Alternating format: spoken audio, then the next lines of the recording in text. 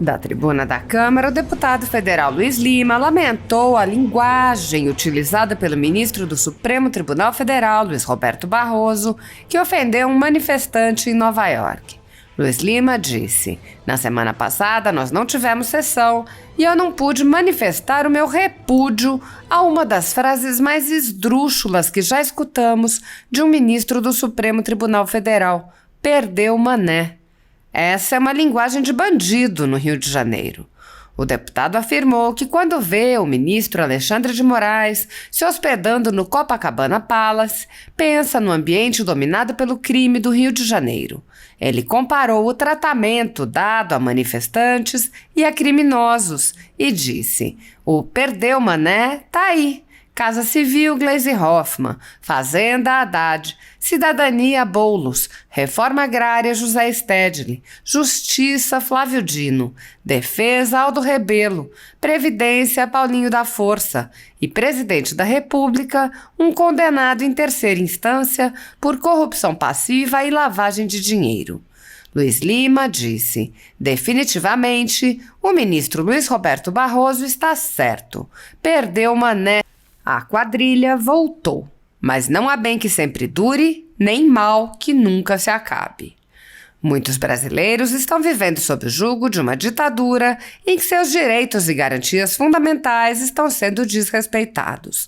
O país tem presos políticos e pessoas, jornais e sites censurados. A totalidade da renda da Folha Política e também de outros canais e sites conservadores está sendo confiscada a mando do ministro Luiz Felipe Salomão, ex-corregedor do Tribunal Superior Eleitoral, em uma decisão que recebeu o respaldo dos ministros Luiz Roberto Barroso, Alexandre de Moraes e Edson Fachin.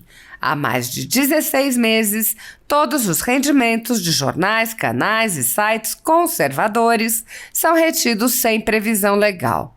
Se você apoia o trabalho da Folha Política, que há 10 anos mostra os fatos da política brasileira e pode ajudar o jornal a permanecer em funcionamento, doe qualquer valor através do Pix, usando o QR Code que aparece na tela ou o código ajude@folhapolitica.org. Caso não utilize Pix, há a opção de transferência bancária para a conta da empresa Raposo Fernandes, disponível na descrição deste vídeo e no comentário fixado no topo.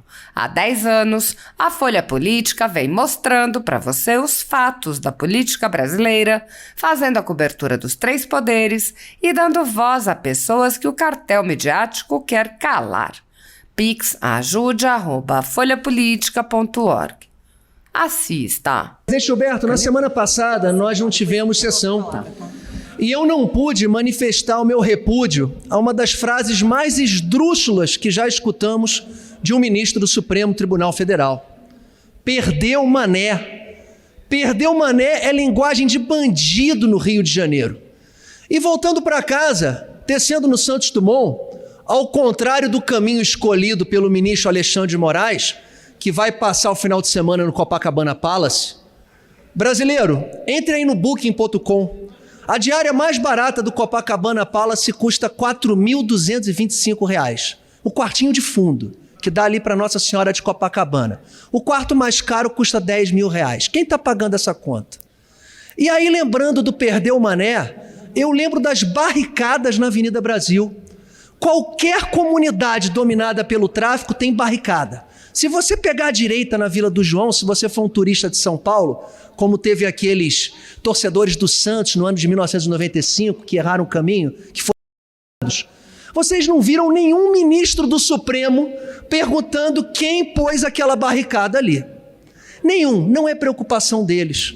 Assim como não é preocupação do ministro Alexandre de Moraes se hospedar numa pousada mais simples ou dar um mergulho na praia. Ele quer ficar no Copacabana Palace, porque ali é uma barricada natural. O Supremo Tribunal Federal está impondo barricada a caminhoneiro, a empresário, a deputado, a senador, a eleitor, a canal de televisão, a jornalista. São temerários e irresponsáveis. Aí eu entendi o porquê perdeu o mané. É o Perdeu o Mané que recebe ONG do Complexo da Maré, que tem ligação com o Comando Vermelho. Em nenhum momento essas ONGs vieram aqui em Brasília pedir para os traficantes entregarem suas armas ou deixar de traficar. Teriam salvo muitas vidas no Rio de Janeiro. Ninguém se preocupa com bandido entregando arma, só quer que o cidadão de bem entregue as suas armas. O Perdeu Mané está aí. Casa Civil Gleisi Hoffmann, Fazenda Haddad, Cidadania Boulos, Agrário Stedley, Justiça Flávio Dino, Defesa Aldo Rabelo, Previdência Paulinho da Força e Presidente da República condenado à corrupção passiva e lavagem de dinheiro em terceira instância. Definitivamente, o ministro Luiz Roberto Barroso está certo. Perdeu Mané, o malandro venceu, a quadrilha voltou, mas não há bem que sempre dure, nem mal que nunca se acabe. E fora Bolsonaro, a cobra vai fumar. Em brevemente, veremos a queda novamente dessa quadrilha. Obrigado, presidente Gilberto.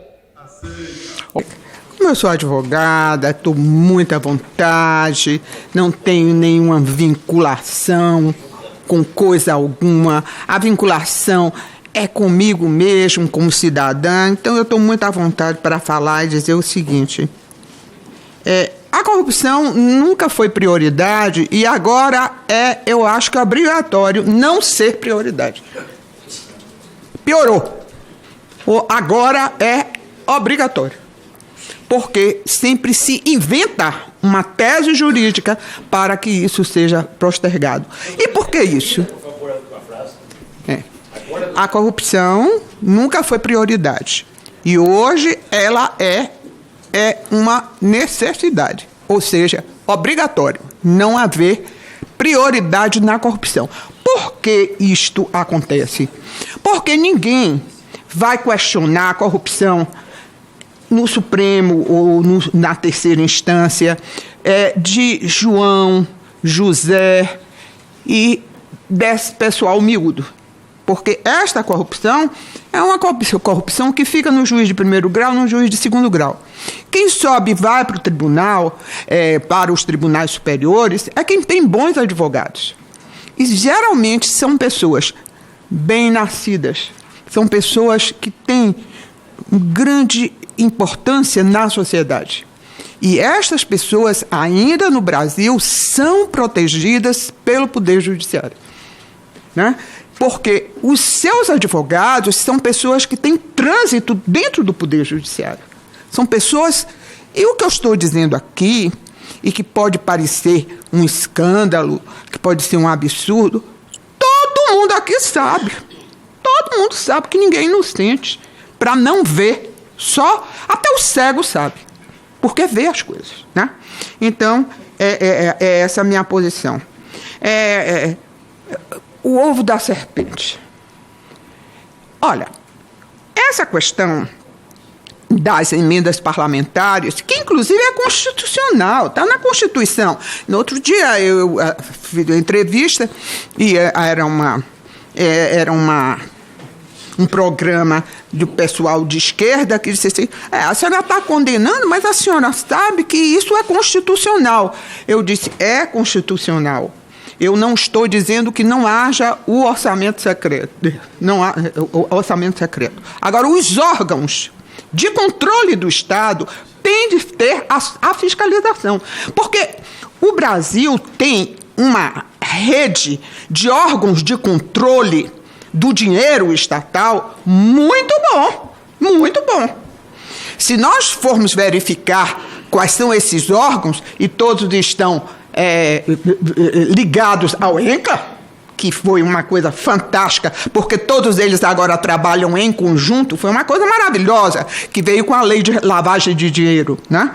Então, esses órgãos poderiam fiscalizar muito bem, mas não é fiscalizado, né?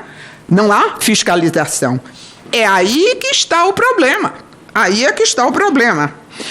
O que dizer do orçamento secreto? Eu não faço distinção entre emenda orçamentária e orçamento secreto, porque para mim é a mesma coisa. Para mim é a mesma coisa.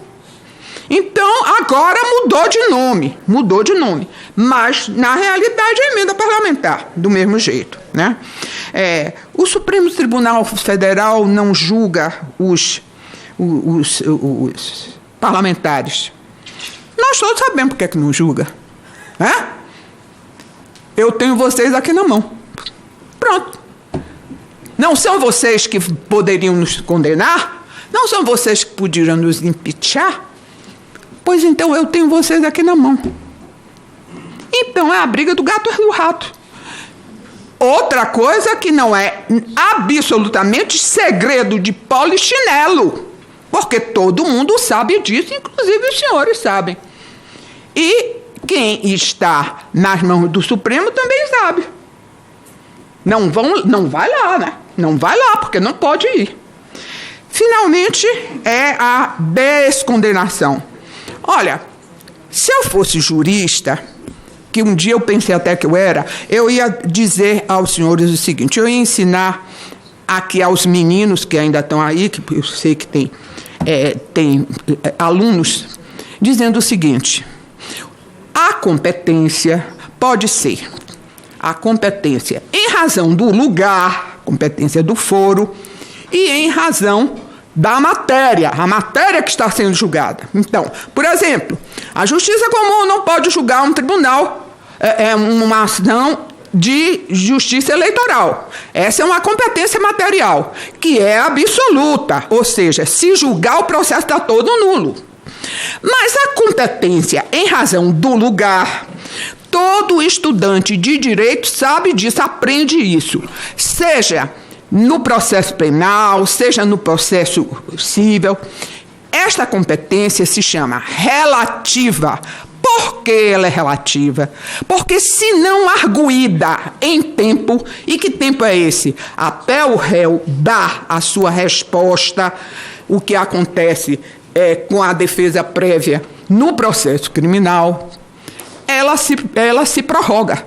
E ela não pode mais ser arguída, porque ela se prorrogou, porque ela é relativa. Essa é a regra jurídica. Mas quem faz a lei não são mais vocês aqui. A lei é feita hoje também pelo Supremo Tribunal Federal. E a regra da competência relativa, que se tornou absoluta, foi ditada pelo Supremo Tribunal Federal. Pronto. Simples assim. Nada mais a dizer. Por isso que eu não sou jurista, porque eu tenho essa ideia que já está retrógrada, né? Eu sou velha, não somente na minha idade, mas também nos meus conceitos jurídicos, que hoje não estão prevalecendo mais. Infelizmente. Muito bem.